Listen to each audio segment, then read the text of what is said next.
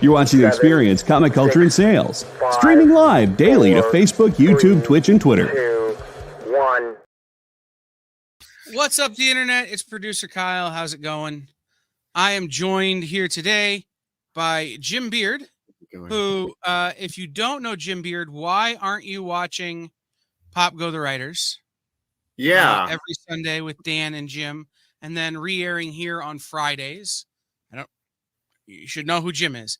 But Jim is the author of 3 really cool books on that feature the character of Batman in a way. Jim, do you want to tell us about the trilogy there that you've got out? Yeah, sure. They're all about the Batman's 1966 TV series, which to me is my Batman, Adam West. What they are is they're basically a look at every single episode of the show, but in new ways that I think haven't been done before. Each episode is handled by a different writer, and they take a dive into it and try to look at it from new perspectives. We didn't want it to just be episode guides like that have been done before. We wanted to have some unique hooks and ways to dig into the episode. So it's everything from overviews to sometimes the essays are written by one of the characters that's in the episode. So like I said, we looked at it in many different ways. They're called the Subterranean Blue Grotto Essays on Batman 66, and there's 3 volumes, 1 for each season of the show. So we'll get into the 66 TV show more as we talk here, but I got to tell you, I thought it ran longer. Yeah, no. In fact, you know what? It's really, if you kind of condensed it, it's actually only about 2.5 seasons. The first season came in the middle of what was the normal season. It actually started in January. It was what we would today call a mid-season replacement. And it's not as long. The true long season is season 2. Even season 3 is shorter than season 2. But altogether, I call it more like 2.5 seasons. It's just interesting that in my brain it was such this long running big thing. Yeah, It's only really been 2.5 seasons in a movie. Yeah, 2.5 seasons in a movie. You know how I always characterize it is that it burned very bright for a short period of time, and then it burned itself out, and that was it. And in a lot of ways, I'm kind of glad. It's a very finite thing. It was just this little bubble during the mid to late 60s that really exemplified those times. And then it was gone, and it really could never be duplicated again. It's true. So the topic of this little conversation we're having now is, who is Batman? And I kind of wanted to start with a little bit of a history of Batman. Yeah. So people can really kind of frame the character we're going to be referring to over the next however many hours are left in this thing that we're doing. And so, some of the stuff we all know, right? Created by Bob Kane and Bill Finger. Yeah. Originally published March 1939. So this year is its 83rd year as a character. There have been several different iterations. There have been different partnerships, all these kind of different things. And, anyone can go to the Wikipedia page and read who Batman has paired up with and what Batman has done and who he's beat up and who his villains are. And everybody knows the Joker and the Riddler and, so on and so forth. Yeah. But the thing about Batman is, and it's the thing that I think makes the character super interesting, and we're going to hear that from other people throughout the day, is that Batman is something different to everyone. Yes. Yeah. He is all things to all people, and to some people he's nothing to no one. Yeah. Just ask the Joker. So No, actually, we're to understand he's everything to the Joker. That the Joker is supposedly completes Batman. Right. They I'm are glad. the yin to the yang. Yeah, I'm really glad that you said it that way, because I was actually going to start off by saying that I kind of have a little bit of a different take than most people do on Batman, because to my point of view, lots of people, or at least younger people today, look at Batman as the Dark Knight, the Grim Avenger, in the shadows and all of that, when really that's been Batman since about 1986, when Dark Knight Returns came out by Frank Miller. There is way more to him than that, and I always like to think of him as a character for all seasons. He actually didn't even really start off that way. There were 11 stories before Robin came along in 1940, and even those, if you take those 11 stories, you can see the underpinnings of actually the 66 TV series. There's a lot of funny things in there. There's that you'll see much later in the 60s. But Batman began as the direct child of the pulps. The pulp characters, the Shadow, and even in some ways Doc Savage and the Spider and all of that. Bob Kane has said, many times that he was inspired by the Shadow as one of the things. But Batman is literally the child of those characters, even more so than Superman. And then after that, and I'm talking about soon after that, they started to realize that the character could be adapted and fit in well with almost any kind of story. And you don't really get that with a lot of characters. Superman does not necessarily fit in. He's more science fiction and high flying adventure and things like that. Whereas Batman can do that too, but he can do everything else. There's a lot of silliness that really begins very, very early in the Batman tales. In the 1940s, if you go through those issues, you're going to see a lot of experimental stuff. He fights a lot of gangsters, guys, in hats and suits and guns. There's tons of that, and that goes on forever. But you're going to see things like he and Robin end up in fairyland. This is people don't realize that the 1940s are not those, the dark, grim Dark Knight and all of that. It's not really like that at all. When you start to get into the 50s, the stuff gets really silly, far sillier than the 60s TV series ever got. You get up into the editor Jack Schiff era, and that's all that infamous, Batman's going to alien planets or fighting off invaders from, Venus or Saturn or wherever. But my point to all this is that, again, Batman is many different characters rolled up into one character, and we've kind of forgotten that. Along comes 1986. Frank Miller puts out Dark Knight Returns, and we are still like kind of leeching off of that to this day. That's the Batman that we have, the angsty, brooding, even though it's funny, he has a huge bat family now, we see him still as more of a loner type of characters.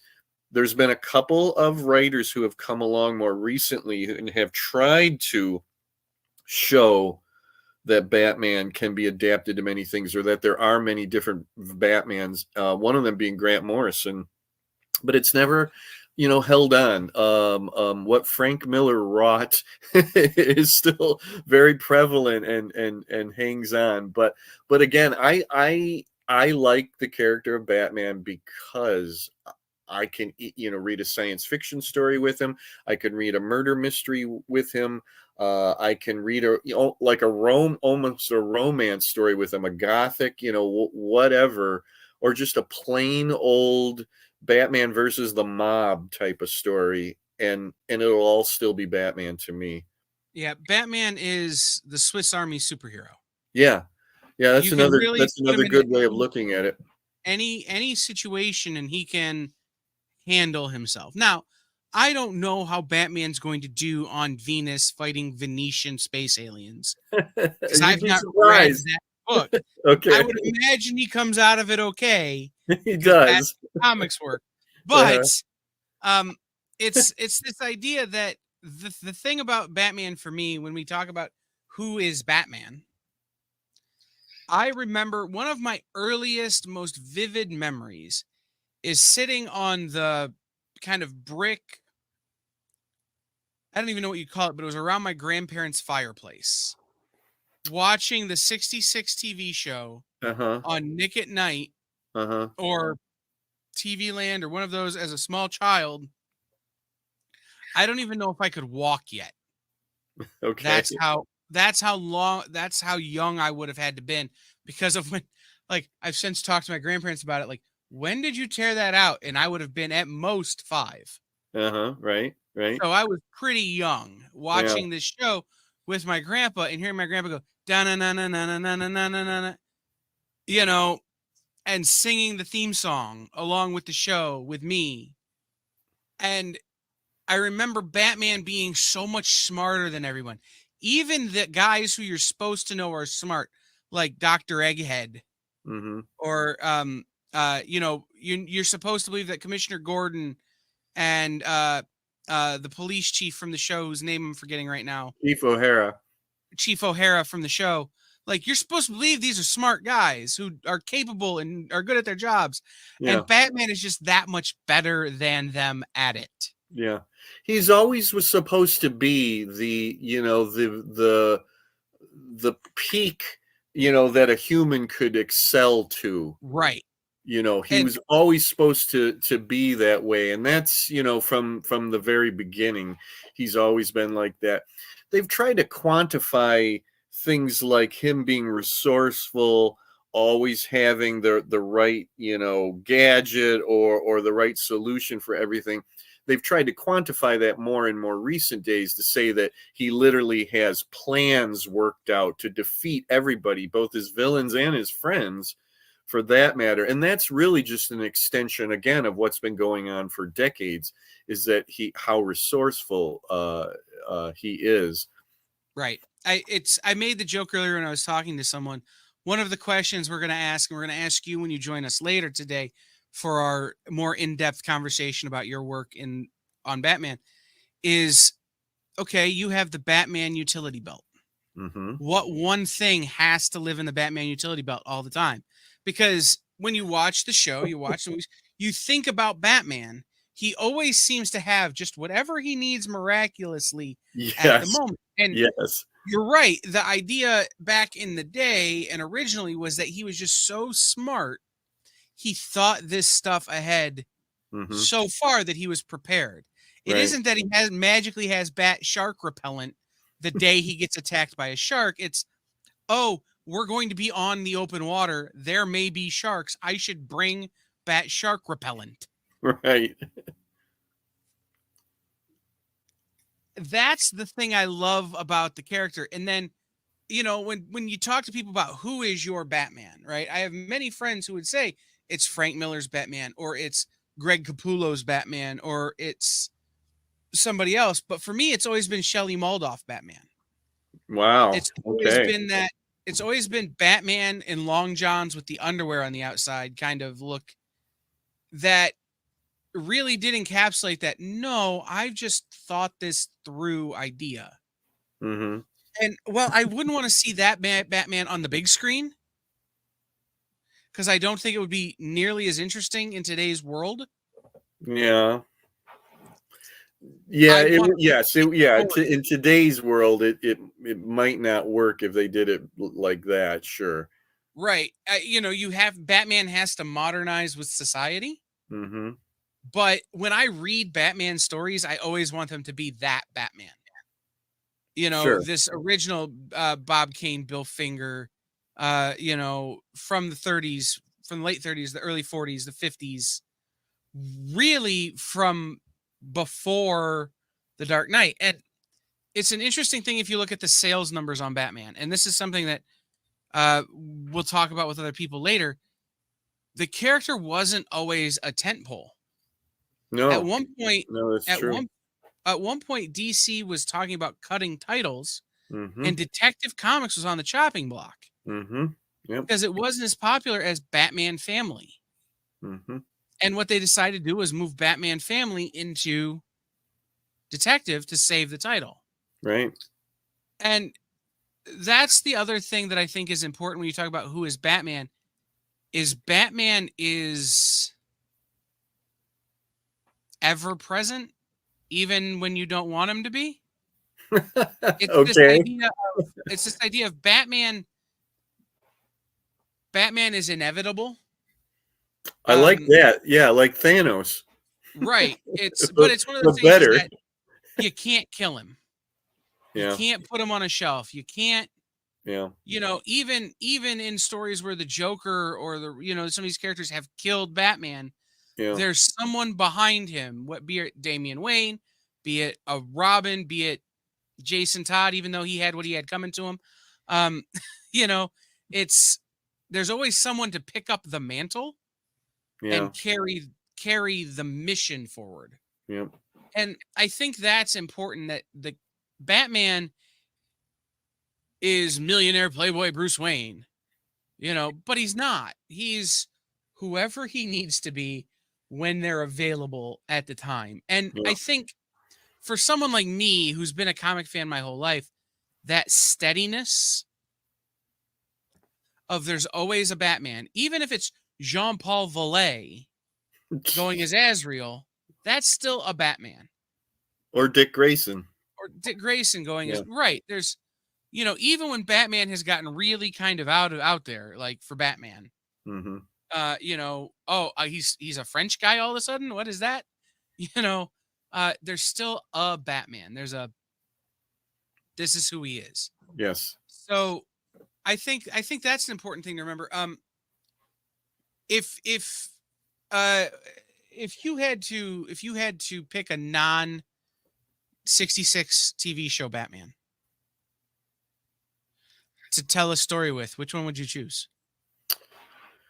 After the 66 show, honestly, and I know this might be a little heretical, because a lot of people will lean into Batman the Animated Series, and I get it, and it was great.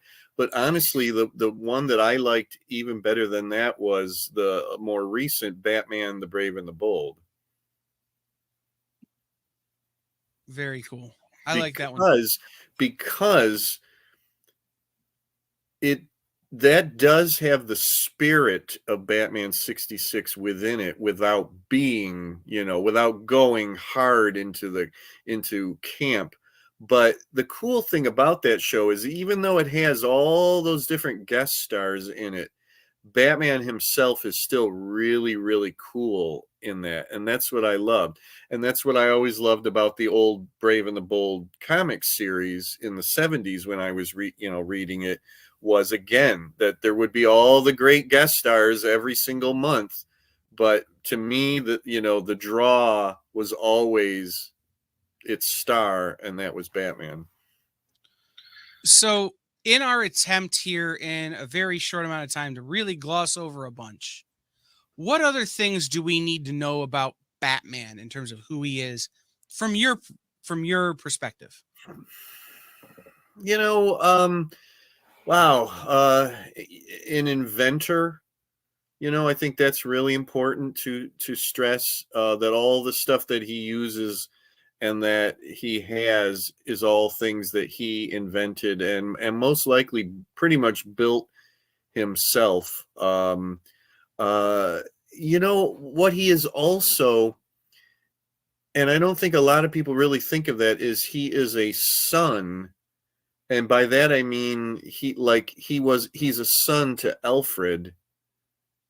He is, as rough as it gets sometimes, and as brooding or as angsty as he might get, he is still somebody that somebody else cares for. You know, his parents obviously cared for him. He was a son to them. I have always loved the relationship between Alfred and Bruce. You know, I think that is it has so many different facets and is always so fascinating. And it seems like in the comics, they always came up with something new to add to that relationship. And again, I've always seen it as a father and son relationship. So I think that's really important, you know, to remember too. You know, I never ever really think of the character as someone seeking revenge or anything, you know, like that. I don't think that's an important part of it, or at least it isn't anymore to me. Again, that's a much more recent you know, development, even though of course the origin was there in the very beginning of his parents being killed. But Batman went for decades without crying about that at all. I mean, you know, he took it and he, you know, made himself a champion of justice with it. He doesn't, you know, have to be constantly revenging his parents all the time. No, it's true. And you know, something else like that I think is important to remember is that Batman is a uniter. Hmm. He always seems to surround himself with the people he needs. Yeah. And the people that can most benefit from having been around him. Sure. Characters like Robin or Jason Todd or these people who may have wound up in other situations Mm-hmm. had Batman not intervened. And then when you talk about he's an inventor and you talk about Alfred, well, Batman isn't Batman without Alfred. Yeah, I agree. You know, and you see the recent shows like Pennyworth and these things where they're giving Alfred more due and more credit and giving him, and it was on display in the 66 show, don't get me wrong. Alfred is a capable fighter in his own right. He's Yeah. he is a capable crime deterrent in his own right.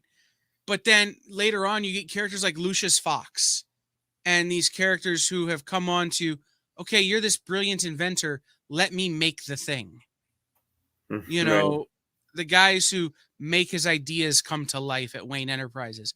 Mm-hmm. And you have Selina Kyle and you have Talia al Ghul and all of these people who at some point enter into his life. And even if they're only there temporarily, they're there when they need to be there for their own purposes. Mm-hmm. And they're there when he needs them to be there for his own purposes. Yeah. And so I think on some level, Batman is this guy who always puts himself on the line, Mm-hmm. but is also surrounding himself with people that make him better, Yeah. make him Yeah. more whole. Like I said earlier, you know, as much as a lot of people tend to think of the character as a loner, he's been part of so many groups over the year. He's, you know, been in Right. almost every incarnation of the Justice League. He had the Outsiders at one point. You know, he's teamed up with just about everybody. And then today he has this huge Bat family. So that's another aspect of the character, is that he is a mentor and a teacher. I think what it would be hard to call him is a father figure, even though he has father figures in his life, especially Alfred. I think that other than to Robin in the classic era of Batman, especially on the TV show, the 60s TV show, he's a father figure. But more recently, that's just, you know, I would struggle to say that that's, you know, who he is. Although in the past he has been. Well, and even on the 66 show, he doesn't call Robin son or Dick Grayson's son No. or any of that kind of stuff. It's always old chum. Yeah. Like he's referring to him in this very, I don't even know, Victorian proper friendship term. Yeah. Which it always kind of was like, really, bro, just cop to it. Like this kid is your stand-in for having a son yourself. Yeah. Yeah. Like just own it. And I've actually know people who have characterized the 66 show as that the core of it is Batman's lessons to Robin. And if you watch the entire show, that's kind of funny because it's pretty much true. You know, there rarely does an episode go by that there isn't at least one example of Batman teaching Robin something, you know, whether it's something to do with science, or a lot of times it's literally just how to speak properly. He'll correct him, you know, on his grammar or things like that. And I really do love that aspect of the show. Yeah, I watched an episode just today, where Batman gives, or where Bruce gives Dick Grayson, or not Dick Grayson, sorry. Batman gives Robin, because they're in the costumes, a lesson on light refraction. Yeah. Okay. Yeah. Really? Like, you're gonna bring down the Joker with light refraction. Got it. And he does. And it works out all right. So yeah, I love that idea of it's Batman's lessons to Robin, or Bruce's you know, lessons to Dick. And it's I agree, not necessarily a father figure, but definitely a mentor. Yeah. Someone like that, a leader kind of thing. Is there anything else that we need to keep in mind that you could think of about who is Batman? He's just the coolest superhero ever. If nothing else, I can't state that more strongly. I mean, you know, I'm in my late 50s right now. I have literally loved the character nearly my entire life. There doesn't seem to be a day when I didn't know the character and love the character. And to this day, even though we're in an era in comics that are not necessarily my favorite of all the eras of Batman, I still am excited about the character. I am still visually stimulated by the character. That's one of the things that I absolutely love, is his look. You know, I mean, as a young kid, that's what drew me in first. You know, the mask, the cape, the symbols, all of that.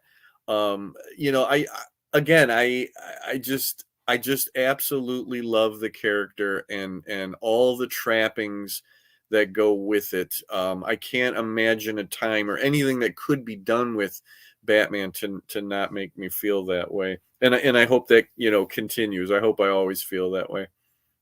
No, it's true. Thank you, Jim. You're going to be joining us later on today at what do we say? 6 o'clock tonight, where we're going to talk more about your work as an author with Batman. Cool. And we're going to dig more into the Batman 66, the 66 Batman TV show. Love it. Right now, we're going to have breakfast with Batman and watch some of those episodes, just like it's Saturday morning. I was a little kid. So we're going to do that now. So stick around, everybody, after this for that. And we will see Jim later on today. Thank you so much, Jim, for joining me. All right. We will see you later.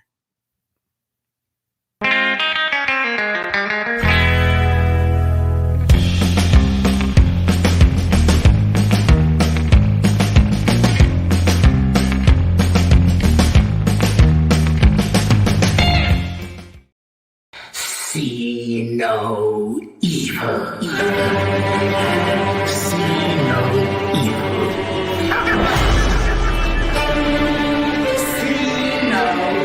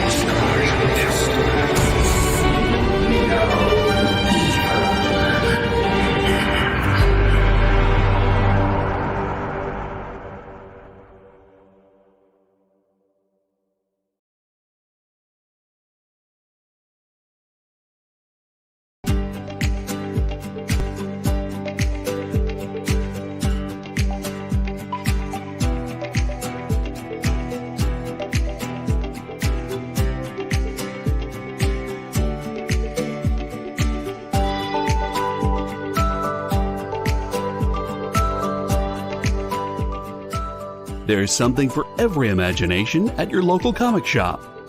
Visit comicshoplocator.com to find a store near you.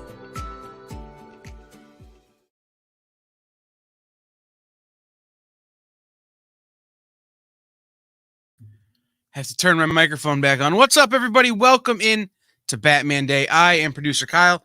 I will be one of your hosts throughout this day.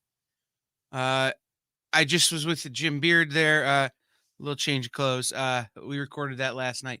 But we are going to be here live all day, hanging out. And so right now, I want to remind you guys that in great comic shops all over the country, Batman Day is happening in person. We're thrilled that you're here, and I'm super glad that you're joining me this morning. But if you get a chance to head into your local comic shop today, please, please, please do take advantage of that and get some Batman stuff. They have great comics, great giveaways, masks, things like that you can pick up at your local comic shop. And all of the ads that we're going to be running for DC books, like we just had for 3 Jokers, are available right now. They're in print and available through your local comic shop. So if you head to your local comic shop and you're like, oh, I saw this ad for this thing on the Experience, and they don't have it, have them order it for you. If you don't know where your local comic shop is, comicshoplocator.com is the place to find that information. If you go to comicshoplocator.com and type in the area code where you are, it will tell you where there are local comic shops nearby to you. So we are going to be starting here in just a minute our Breakfast with Batman segment, which is I figured I have to eat breakfast and I want to watch Batman. So we are going to do that as a team, as a group. So take some time. We've got about 5 minutes before we're going to start that. Take some time, go to the fridge, go wherever, get yourself some breakfast. I've got my little boxes of cereal here, only because my Uber Eats didn't show up yet.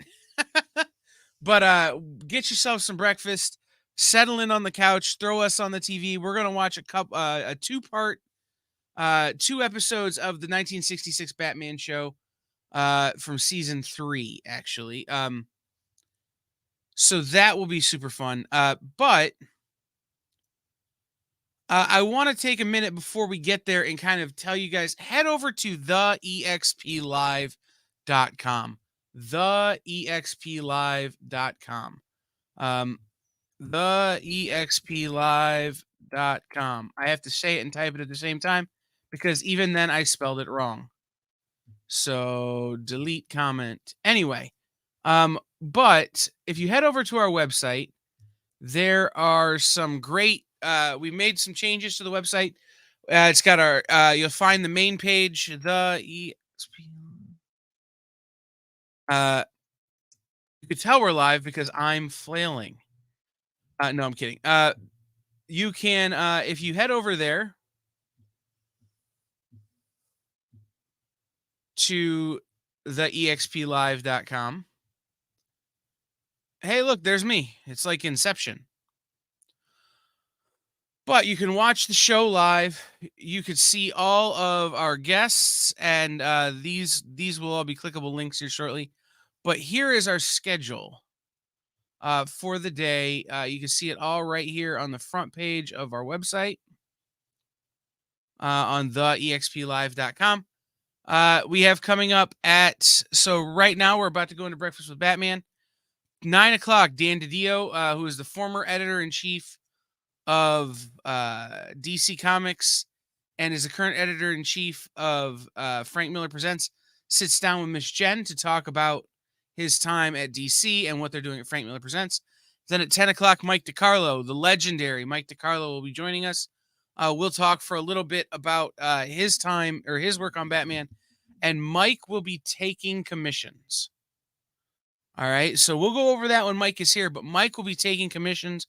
You can get signed up for those commissions right here on the website. John Romita Jr. will be joining us.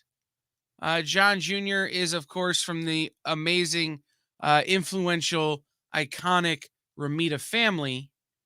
And John will be joining us to talk about his work on Batman. In fact, I have one of his pages hanging right here in my office. And he will also be taking commissions. Now, they're extremely limited for both people. So make sure if you're into them, you get in early. But John will be joining us throughout the day. At 11 o'clock, we talk with Jim Starlin. At noon Eastern, Ram V, the current writer on Detective Comics, joins us to talk about what he's currently doing and what he has in store there on Detective Comics. 1 p.m. is What's in the Box. John Romita will join us at 12:30 again.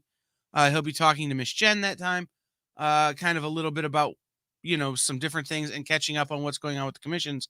But at 1 p.m., What's in the Box? It's a live sale from Space Cadets Collection. Just like our regular What's in the Box show, except it's all Batman. At 3 o'clock, after that sale, J.M. DeMatteis joins us.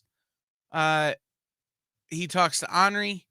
At 4 o'clock, we're doing a giveaway. So be here at 4 o'clock. Well, be here at 3 o'clock at least. Stay the whole day, but just make sure you're here then, because boy, oh boy, this is going to be fun. This is going to be Bat Chat. It's going to be a freewheeling conversation. We're going to open up the phone lines. We're going to let y'all call in to talk about Batman. We're going to have a really good time with myself and Henri. At 5 o'clock, Triple T, Chuck and Wendy Gale, Chuck Pino and Wendy Gale will be joining you, bringing their signature trivia game. It's a Bat theme, and they will have giveaways as well. 5:45, we see John Romita Jr. for the last time today. He will be checking in and giving us one last little update. 6 o'clock, Jim Beard, who was just on with me, will rejoin me. And we will be talking more about the Subterranean Blue Grotto essays and really getting into the nitty-gritty on the Batman TV show, the 1966 Batman TV show. At 7 o'clock, we have players lined up to play Nerd Killer Warfare, a argument game, an argument game where you don't really need to know anything. You just have to be better at lying than your opponent. And that, again, will have a Batman theme. And then Friday Night Live, Nancy McCann from Comics Unlimited will join us at 8 o'clock for a 2-hour live sale from 8 to 10. Again, Batman, all the Batman you can handle. But during her time, Jesse Leon McCann, who is Nancy's husband, but is also a writer of all ages, or has been a writer of all ages comics for a long time. He's worked on Scooby-Doo, The Simpsons. He wrote Batman Time Thaw. Plus, he has a book out, Crypto the Superdog, which features Ace the Bat Hound. He'll be signing those live. He will be joining her. From 10 to midnight, we will have a chat and draw, which is just, we have friends from the independent comic community coming in to talk about their love of the characters of Batman and the universe, and they'll be creating some art that you could pick up from them. At midnight, I'm calling it Build a Batman. Andrew Cockrell of Up and Away Comics in Blue Ash, Ohio, will be joining us to talk about how Batman Day went in his shop and to put together some Batman Legos. This will be just kind of another freewheeling conversation. We may open the phones up. Bronze Age Nerd will be joining us at that point. At 1 a.m. Eastern Time, we will have Devil's Advocates, super punchy producer Kyle edition, wherein we really dig into some of the best topics, like which Joker theory is best. Did Jason Todd really have it coming? And others. So we'll be talking about that on our show. And then joining us at 2 a.m. Eastern, 11 p.m. Pacific, Kevin Porter, who you may know from the YouTube channel Bat in the Sun, will be joining us to talk about his time playing Batman on screen. So if you head over to theexplive.com or comicshoppingexperience.com, you could check that out. And all of the links you're going to need for the day, all of the links for registering your claims, getting signed up for the commissions, all of that kind of stuff will be right there on the website. So check that out. Okay, I think I've talked to you long enough. for you to get some breakfast. So let's dive into this, and let's dive into the 1966 Batman TV show, shall we?